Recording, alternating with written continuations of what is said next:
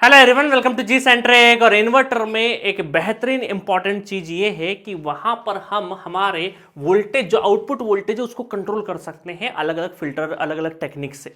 तो वहां पर दो कैटेगरी होती है, external voltage control, internal voltage control. Externally हम लोग अलग अलग डिवाइसेस वगैरह यूज करके कर सकते हैं, बट इंटरनल ज्यादा इफेक्टिव रहता है। इस वजह से इंटरनल पे सबसे ज्यादा काम हुए हैं और अभी आपका एडवांसमेंट जो हो रहा है वो इसी टेक्निक पे हो रहा है। आप जब अपना एमटेक करने की शुरुआत जाओगे तो आपका जो पावर इलेक्ट्रॉनिक्स है वो यहीं से स्टार्ट होने वाला है। तो बहुत इंपॉर्टेंट है ये, है ना। अच्छा, मैंने बहुत बढ़िया तरीके से फुल कोर्स में पढ़ाया है, बस मैं यहां पर उतना डिटेल में तो नहीं बता सकता, बट शॉर्ट समरी ये बताऊंगा कहां से न्यूमेरिकल बन सकते हैं।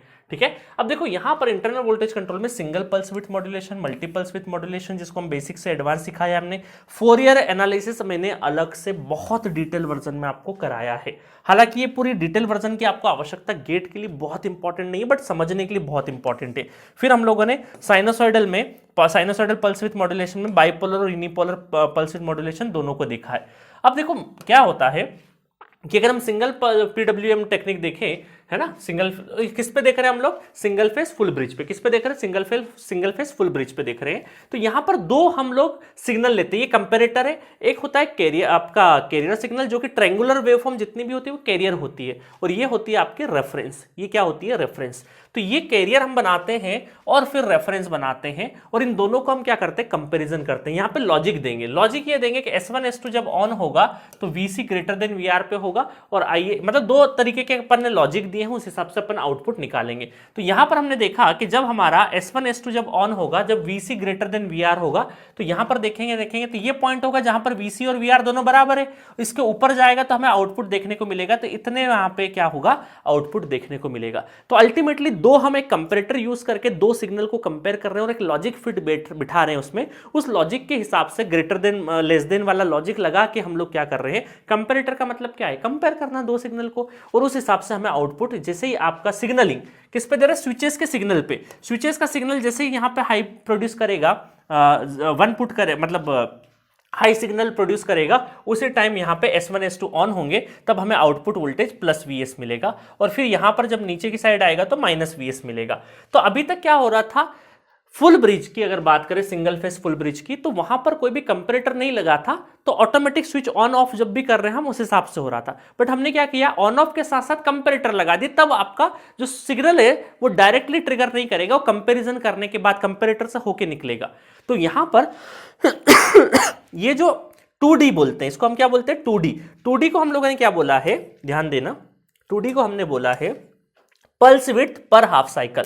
ये 2D क्या है, पल्स विड्थ पर हाफ साइकिल है। एक हाफ साइकिल में कितना विड्थ है उसको बोलते हैं पल्स विड्थ, जिसको हम 2D से डिनोट किया है।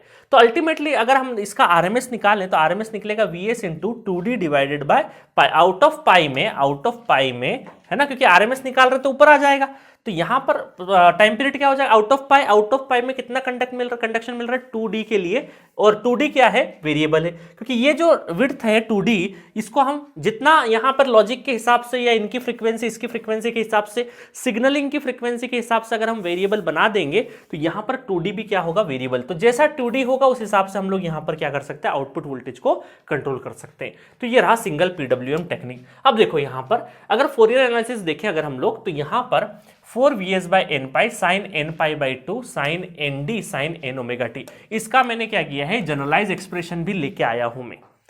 अभी मैंने सिंगल के लिए लिखा है, मैंने एक जनरलाइज एक्सप्रेशन डिराइव किया है आपको फुल कोर्स में, उससे सिंगल भी निकलता मल्टी भी निकलता है ना, बट अभी अपन ने डायरेक्टली यहां पे लिखा है। अब देखो यहां पर अगर मुझे एलिमिनेट करना है हार्मोनिक्स, कोई भी nth हार्मोनिक्स, तो उसके लिए अगर मैं कंडीशन देखूं तो ये कंडीशन होती है 2D equal to 2 pi by n 4 pi by n, और 2D क्या होना चाहिए, शुड बी पाई से कम, क्योंकि हाफ साइकिल तक ही देख रहे हैं तो पाई से कम होना चाहिए। तो पाई से कम में सपोज करो थर्ड ऑर्डर हार्मोनिक्स एलिमिनेट करना है तो n की जगह 3 रख दोगे, 120 डिग्री, 240, 360, बट ये दोनों के दोनों क्या है, हमारे पाई से ज्यादा है, इस वजह से इसको ही चूज करेंगे।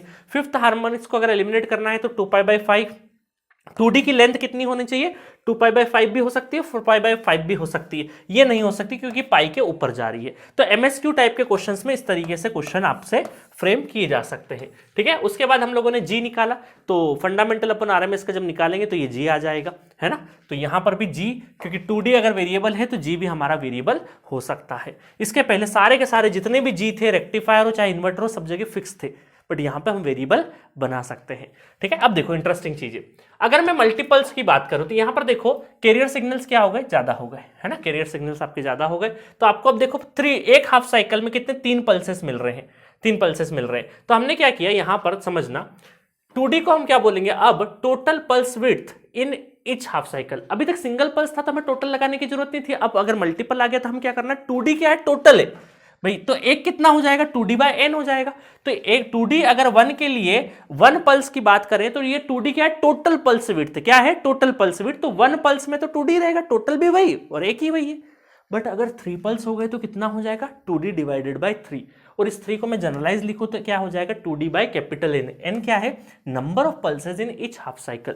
तो आज से ये 2D नहीं बचा, 2D/n हो गया। अगर 1 पल्स होगा तो n = 1 हो जाएगा। तो width of each pulse in every half cycle, ध्यान रखना इस चीज का। ठीक है, अब देखो यहां पर अगर हम इसकी फ्रीक्वेंसी कैरियर की और रेफरेंस की अगर हम लोग फ्रीक्वेंसी देखें तो यहां से जो n आएगा वो आ जाएगा fc/2fr, है ना, क्योंकि देखो इधर 1/fc 1/fc 1/fc, बट यहाँ पे fr कितना है, क्योंकि रेफरेंस सिग्नल तो एक ही है तो पूरा टाइम पीरियड, तो t/2 तो फ्रीक्वेंसी डबल होगी। तो इस तरीके से हम लोगों ने कंपेयर करके n को निकालने का तरीका निकाल लिया, fc मतलब कैरियर का फ्रीक्वेंसी /2 इंटू fr का फ्रीक्वेंसी, है ना। तो ये तो हम लोग जनरलाइज इस तरीके से भी कॉमन सेंस बेसिस पे भी निकाल सकते हैं। ठीक है, अब देखो मैंने क्या किया है, आपको एक डेरिवेशन करवाया था, ये डेरिवेशन बहुत इंपॉर्टेंट है, मैंने फुल कोर्स में करवाया था डेरिवेशन। और यहां से आपको एक चीज निकल के आती है, ये चीज ये निकल के आती है कि पीडब्ल्यू मतलब पल्स विड्थ का अगर आपको फॉर्मूला निकालना हो तो 1 - ma इंटू π/n होता है, और वो किसके बराबर है, 2D/n। ये n से n कैंसिल मत कर देना, ये विड्थ की बात हो रही है। ठीक है, नहीं तो कई सारे बच्चे कैंसिल कर देते। अब ma क्या है, मॉड्यूलेशन इंडेक्स। आज से एक नई टर्म इंट्रोड्यूस हुई, मॉड्यूलेशन इंडेक्स। मॉड्यूलेशन इंडेक्स क्या होता है, reference divided by carrier, reference signal divided by carrier signal होता है। और ये हमारे यूजी कोर्स में अभी ma की जो वैल्यू होती है <1 होती है। ma की वैल्यू क्या होती है, <, जिसको अंडर मॉड्यूलेशन भी हम लोग बोलते हैं। ठीक है, ये पूरा डेरिवेशन आता है, हमने सिमेट्रिक एंगल वगैरह सब करके यहाँ से निकाला था। बट आपको ध्यान रखना 1 - ma, देखो ma क्या है, देखो VR/VC, है ना, VR इसको हम लोगों ने ma लिख दिया था, π/n, 1 - ma इंटू π/n, ये है पल्स विड्थ की लेंथ। ठीक है, अब देखना यहाँ पे इंटरेस्टिंगली, ये है हमारा टोटल, ये जनरलाइज है, ये जनरलाइज हमारा एक्सप्रेशन है, जनरलाइज एक्सप्रेशन है, इसको ध्यान रखना। n कैपिटल N का मल्टीप्लाई 4Vs/n sin n, ये है साई, है ना, साई या गामा बोल दो, गामा बोल देते थोड़ी देर के लिए, गामा है। क्या है गामा अभी बताता हूं मैं, साइन n d/कैपिटल N। तो देखो कैपिटल N कैपिटल हमारा क्या हो जाता है, 1 1 रख दोगे तो कुछ भी नहीं है ना, और नॉर्मली भी हमारा कैंसिल हो जाएगा। n क्या है यहाँ पे, स्मॉल n है हार्मोनिक नंबर, कैपिटल N है नंबर ऑफ पल्स। और ये आपको गामा का फॉर्मूला याद रखना, π-2d/n+1 + d/n। अब देखो यहां पर इसको थोड़ी देर के लिए हम देखें कि अगर मुझे ये है क्या, असल में पहले वो देख लेते, देखना ये है क्या, ये मल्टीपल्स विड्थ है ना, ये 2D/n 2D/n 2D/n मिला था हमें। अच्छा मैं यहाँ पे कर दूं तो ये क्या हो जाएगा, आधा आधा d/n d/n। और ये जो होता है, ये होता है यहां से जो पहला आपका पल्स है उसके मिड से लगा के, स्टार्टिंग से लगा के उसके मिड तक को क्या बोलते हैं हम लोग, क्या बोलते हैं, गामा एंगल। और ये क्या है, स्पेस विड्थ। क्या है ये, स्पेस विड्थ।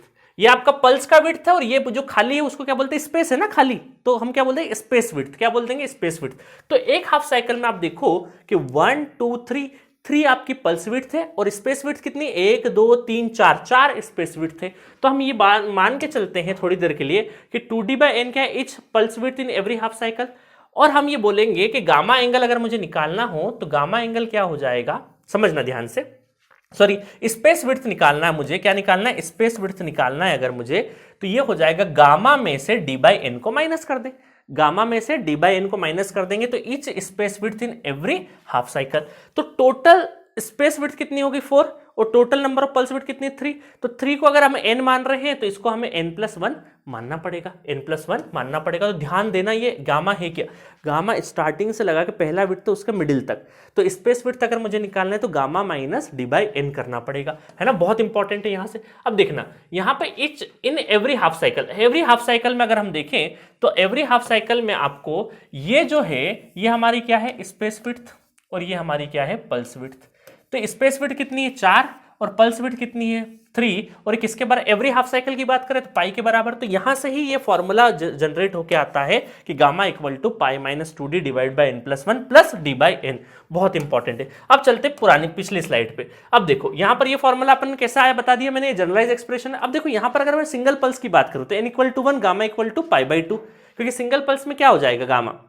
अब रख के देखो n है ना, सब कुछ रख के देखोगे तो n कितना हो जाएगा, देखो ये यहाँ पे पाई minus 2d divided by, single pulse है तो 1 और 1 प्लस 2 और d बाई n 1 हो गया। तो यहाँ से पाई बाई 2 है ना, सॉल्व करोगे और ये 2 से कैंसिल हो जाएगा, डी कैंसिल हो जाएगा, पाई बाई 2 रहेगा। तो gamma pi by 2 pi by 2 जैसे ही हो जाएगा। तो देखो यही एक्सप्रेशन तो अपन ने क्या देखा, सिंगल पल्स के लिए देखा। तो ये जनरलाइज एक्सप्रेशन भी आप ध्यान रख सकते हो, है ना, जनरलाइज एक्सप्रेशन भी आप ध्यान रख सकते हो, क्योंकि कभी कभी क्वेश्चंस आपको थर्ड हार्मोनिक्स फिफ्थ हार्मोनिक्स का रेशियो पूछ ले, इस तरह के क्वेश्चंस आपसे पूछे गए हैं पास्ट में। तो जनरलाइज एक्सप्रेशन में क्या ध्यान रखना, 4vs by N pi sine N gamma sine N D by N, और आगे भी एन लगा लेना। ठीक है, चलो आगे बढ़ते हैं। तो ये आपका स्पेस विड्थ बहुत इंपॉर्टेंट है, क्योंकि इस पे डायरेक्टली क्वेश्चन भी आया हुआ है स्पेस विड्थ के ऊपर, है ना, बिल्कुल लॉजिकल है, कुछ भी रटने वाली बात नहीं है। ठीक है, अब देखो मैंने एक कंपेरिजन करवा दिया था आपको यहाँ पे कि स्क्वायर वेव फॉर्म होगा सिंगल और मल्टीपल्स विड्थ, तो इसमें 48% टीएसडी मिलते हैं, यहाँ पे टीएसडी हमको टोटल हार्मोनिक डिस्टॉर्शन कम मिलते हैं, और अनइक्वल पल्स विड्थ अगर आएगा तो 20 से 30% और हो जाएगा। हालांकि अपन अनइक्वल की तरफ जाते नहीं है। अब देखो यहाँ पर क्या है, अगर हम लोग और पल्स विड्थ को हम साइनोसॉइडल पल्स विड्थ में अगर मॉड्यूलेट करेंगे तो और भी इसमें दो कैटेगरी थी, बाइपोलर और यूनिपोलर। बाइपोलर बेसिकली हमारा 50 टाइम्स ऑफ f1 होता है, और ये यूनिपोलर होता है 200 से लगाकर 300 f1 के बीच में, है ना। तो SPWM साइनोसॉइडल, इसमें ध्यान क्या रखना है, बाकी बहुत डिटेल वर्जन में जाने की जरूरत नहीं है, आपको ध्यान रखना है साइनोसॉइडल SPWM में क्या ध्यान रखना है। सिंगल फेज का क्वेश्चन आएगा तो AO है ना, AO वोल्टेज जो है, मतलब पोल वोल्टेज बोल सकते हैं हम, MA into VS by 2 sine omega T, और BO अगर आएगा तो वही 180 डिग्री है, ये 0 पे और ये 180 डिग्री पे, बट मैग्नीट्यूड सेम रहेगा। पीक ऑफ फंडामेंटल वोल्टेज अगर हम देखें तो फंडामेंटल का पीक वोल्टेज कितना हो जाएगा, MA इंटू VS बाई 2, और इसका अगर हम फंडामेंटल, अच्छा अब ये है हमारा हाफ ब्रिज। हाफ ब्रिज आएगा तो अपने को पोल वोल्टेज लेना है, क्योंकि पोल वोल्टेज और VS बाई 2 सेम होता है हाफ ब्रिज में। फुल ब्रिज में अगर होगा, फुल ब्रिज में होगा तो VS बाई 2 की जगह VS लेना। तो ये दो ब्रैकेट आपको याद रखना है। क्वेश्चन आपका SPWM पे आए तो हाफ ब्रिज का है, फुल ब्रिज का पहले आइडेंटिफाई कर लो। हाफ ब्रिज आएगा तो MA इंटू VS बाई 2 होगा, और फुल ब्रिज होगा तो MA इंटू VS होगा। ये फंडामेंटल के पीक है, और फंडामेंटल के फॉर्मेट में ही आपसे क्वेश्चन आएगा। क्लियर है, ये रहा सिंगल फेज का। थ्री फेज कभी कभी आता है बट आ जाता है, ध्यान रखना। तो थ्री फेज में अगर हम देखेंगे तो यहां पर AO और AN ये हमारा क्या है, ये जो पोल वोल्टेज था इसी को हम क्या बोलते हैं, फेज वोल्टेज बोलते हैं। और फेज अगर आपका आ गया तो लाइन निकालना आसान है। लाइन कैसे निकालते हैं, VL इक्वल टू √3 VPH, और VPH के साथ साथ अपने को पीक भी नहीं, देखो √3, और ये हमारा फंडामेंटल, ये RMS था, ये क्या है RMS था ना, सॉरी ये पीक है हमारा। तो पीक डिवाइडेड बाय RMS अगर हम कर देंगे तो ये हमारा पीक के फॉर्मेट में आ जाएगा, सिंपल है ना, कि √3 और VM by peak divide by √2 कर देंगे। तो फिर ये RMS अगर निकालें तो √2 का डिवाइड कर देंगे ना, क्योंकि हमें पता है RMS इक्वल टू क्या होता है, पीक डिवाइडेड बाय √2, है ना, पीक डिवाइड। अच्छा √2 से याद आया, जो स्विच करंट था हमारा 120 डिग्री और ये स्विच जो करंट था वो IPH बाय √2 होता है, दोनों ही केस में ध्यान रखना है ना, 120 डिग्री एंड 180 डिग्री। मुझे याद आ गया तो मैंने करेक्शन करवा देता हूं आपको, है ना, 120 डिग्री एंड 180 डिग्री दोनों मोड में IPH बाय √2 ही होता है। चलो अब यहाँ पे आते हैं। अच्छा ये रहा हमारा क्या है, इसको ही रीअरेंज कर लिया हम लोगों ने, तो इसको याद रख सकते हो, बट याद पूरा नहीं रखना है। थ्री फेज आए तो सिंपल जो फंडामेंटल का पीक है MA इंटू VS बाई 2। अब ध्यान रखना है, सब पीक की बात कर रहे हैं अपन, यहाँ पे किसकी बात कर रहे हैं, पीक की बात कर रहे हैं। RMS होगा तो फिर हम कन्वर्ट कर लेंगे, √2 का RMS होगा तो जो पीक है उसके डिवाइड बाय √2 कर देंगे। क्लियर है, तो ये आपका पीक आ जाएगा, क्या आ जाएगा इस तरीके से। अगर इसका RMS निकालना तो डिवाइड बाय √2 कर देना। क्लियर है, बस तो ये लाइन टू लाइन हो जाएगा या फेज हो जाएगा। ठीक है, तो थ्री फेज में इतना ही ध्यान रखना है। क्लियर है, तो बस इससे ज्यादा की आपको आवश्यकता नहीं है। एक चीज और होती है, peak of carrier coincide with zero of, मतलब जो पीक है कैरियर का पीक है वो आपका जो रेफरेंस है उसके जीरो से अगर कोइंसाइड करता है तो वहां पर n क्या होता है, FC डिवाइड बाय 2FR, क्योंकि पल्स आपके 1 2 3 मिलते हैं ना। और अगर इसका उल्टा हो गया कि zero of carrier coincide with zero of reference, दोनों 0 0 पे है, तो यहां पर एक पल्स आपका क्या होता है, क्योंकि यहाँ 1 2 3 4, तो n equal to F C divide 2FR -1 हो जाएगा, -1 हो जाएगा। इस चीज का आपको ध्यान रखना है बस। दोनों 0 0 हो जाए तो FC डिवाइड 2FR -1 होगा कैपिटल N, और अगर दोनों एक 0 एक पीक है तो कहीं ना कहीं वो ये -1 नहीं आएगा। इतना ध्यान रखना, कभी कभी आया है सदियों में, बट ये बहुत इंपॉर्टेंट है। ये वाली जो स्लाइड है ना, यहां से क्वेश्चन लिख के ले लो, आएगा ही आएगा। इस स्लाइड से क्वेश्चन इस बार भी आ रहा है, लिख के ले लो, ठीक है। तो एट दिस नोट इन्वर्टर का थ्योरेटिकल पोर्शन पूरा पूरा फिनिश हो जाता है। नेक्स्ट लेक्चर से हम लोग पिछले 5 साल में पूछे गए क्वेश्चन सारे कवर कर लेंगे जो कि इन्वर्टर के होते हैं, ठीक है। Okay, thank you so much.